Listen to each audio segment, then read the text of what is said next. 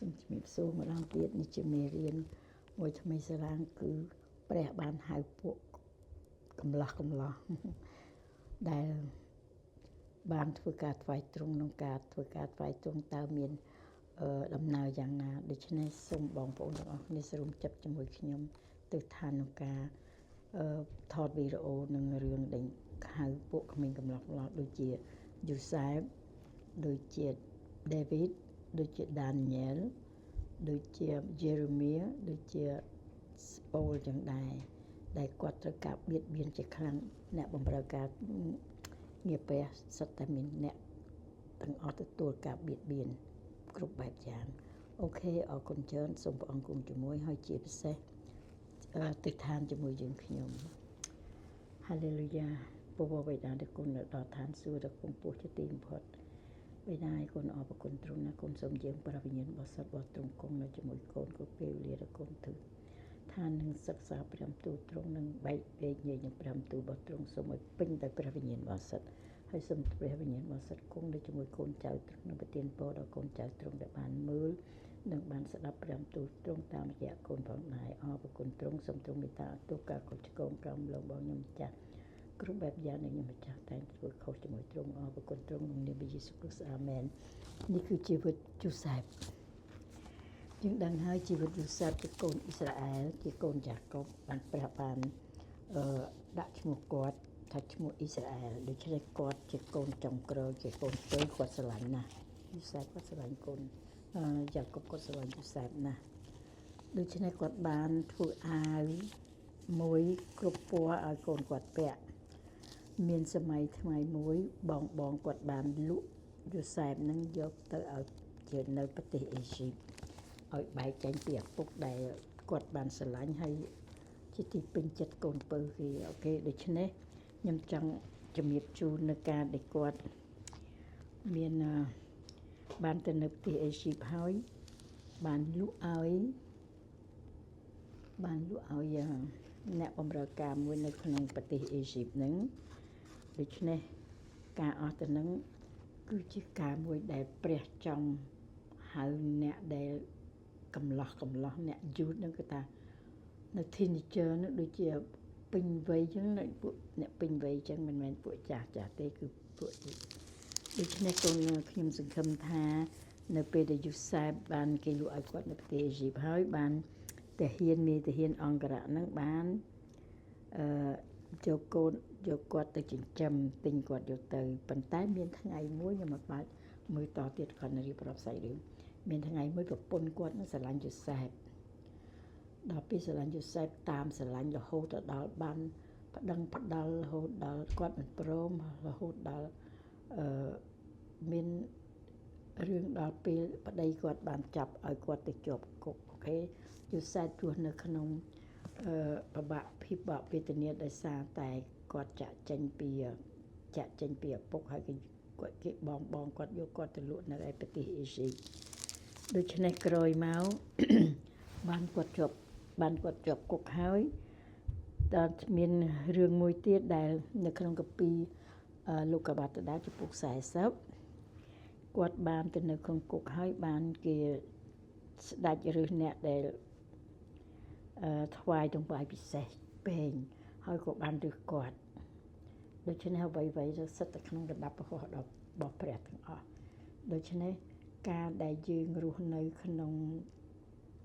សម័យដែលយើងជួបព្រះនេះដែលព្រះរើសគឺមានដូចខ្ញុំបានរៀបរាប់ចឹងដូចមានជីវិតដែលអ្នកពេញវ័យដែលត្រូវការបៀតបៀនត្រូវការព្រះដាក់តេះហ្នឹងជាការលបងលោរបស់ព្រះតើសេចក្តីជំនឿរបស់គាត់បែបម៉េចប៉ុន្តែនៅក្នុងកាពីយូសែប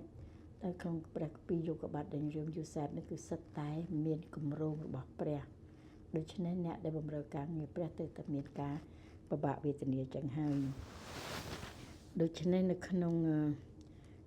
កាពីលោកុបាតចំពុក41ដល់ខ1ខ8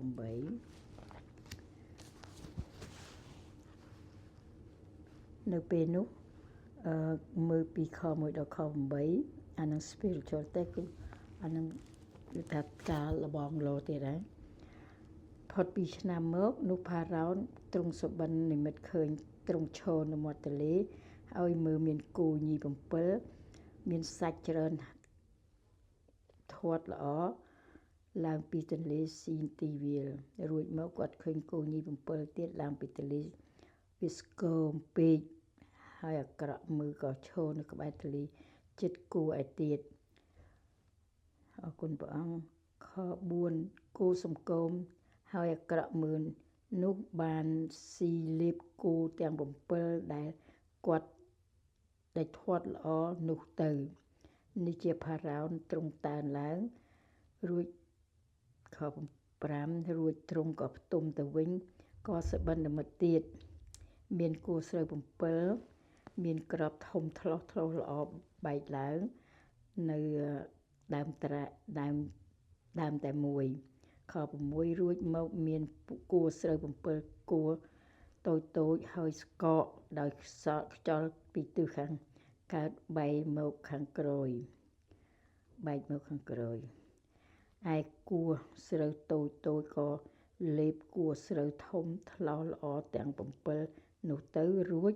ផារ៉ោនទ្រង់តើនឡើងហើយមើលនោះជាសុបិនទេលុះព្រឹកឡើងទ្រង់បានមានប្រតិវិកាតវិតណាស់ទើបបានចាត់គេឲ្យទៅហៅហោរានិងពួកបញ្ញាមក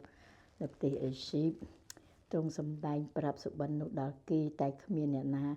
មួយនឹងអាចកាត់ស្រាយទ្រង់បានឡើយនេះហើយជាព្រះបន្ទូលព្រះដែលទ្រង់បានធ្វើឲ្យស្ដេចផារ៉ោននឹងយល់សប្តិដូច្នេះនឹកឃើញថានៅក្នុងនេះគឺបានគេបញ្ជាក់ប្រាប់ថាមានមនុស្សម្នាក់នោះខ9នោះនិយាយថ្វាយពេងក៏ទូលទៅផារ៉ោនថានាពិសេសថ្ងៃនោះទូលបង្គំនឹកឃើញពីសេចក្តីកំហុសរបស់ទូលបង្គំហើយទ្រង់បករុណាបានខ្ញាល់នឹងពួកអ្នកបម្រើទ្រង់ហើយក៏ឃុំទូលបង្គំនិងពួកដុតនំក្នុងគុករបស់ក្រុមអង្គរក្សាទ្រង់ហើយដែលយើងខ្ញុំយល់សពនោះក៏មានសេចក្តីសម្រាយផ្សេងពីគ្នានៅទីនោះមានមនុស្សកំឡោះសាសអេស៊ីបម្នាក់ហេព្រើរម្នាក់សំទោសជាបាវរបស់ក្រុមរក្សាទ្រង់បាននៅជាមួយនឹងខ្ញុំហើយខ្ញុំក៏រាយរាប់ពីសពប្រាប់គាត់រួចគាត់កាត់ស្រាយឲ្យយើងខ្ញុំតាមសពរៀងខ្លួននោះក៏កើតដល់យើងខ្ញុំដូចជាគាត់បានកាត់ស្រាយមែនឯទូបង្គំគាត់កាត់ថានឹងបានឡើងនៅក្នុងតំណែងដើមរបស់ទូបង្គំហើយអ្នកមួយទៀតនោះគាត់កាត់ថានឹងត្រូវចងព្យួរវិញនេះហើយជាព្រះបន្ទូលព្រះដែលបង្ហាញពីការយល់សប្តិឲ្យអ្នកដែលជាប់គុកឈ្មោះយូសែបនឹងហើយឲ្យយូសែបនឹងកាត់ស្រាយពីយូសប្តិនឹងហើយខ្ញុំនិយាយថាខ្ញុំមិនចង់ពលាពេលឲ្យវែងឆ្ងាយគឺថាគ្រាន់តែជម្រាបថានេះហើយជាការមួយដែលព្រះគង់នៅជាមួយយូសែបដូច្នេះនៅពេលនេះព្រះទ្រង់នឹងហៅយូសែបឲ្យមកកាត់សពដូច្នេះសូមព្រះប្រទានពរខ្ញុំអត់ចង់ឲ្យមានវីដេអូនោះបានវែងដូច្នេះសូមឲ្យបន្តទៅទៀតតើជីវិតយូសែបនឹងស្ដេចអេស៊ីបនិងស្ដេចផារ៉ោននឹងយ៉ាងណាអូខេអរគុណច្រើនសូមប្រទានពរឲ្យនឹងតទៅទៀត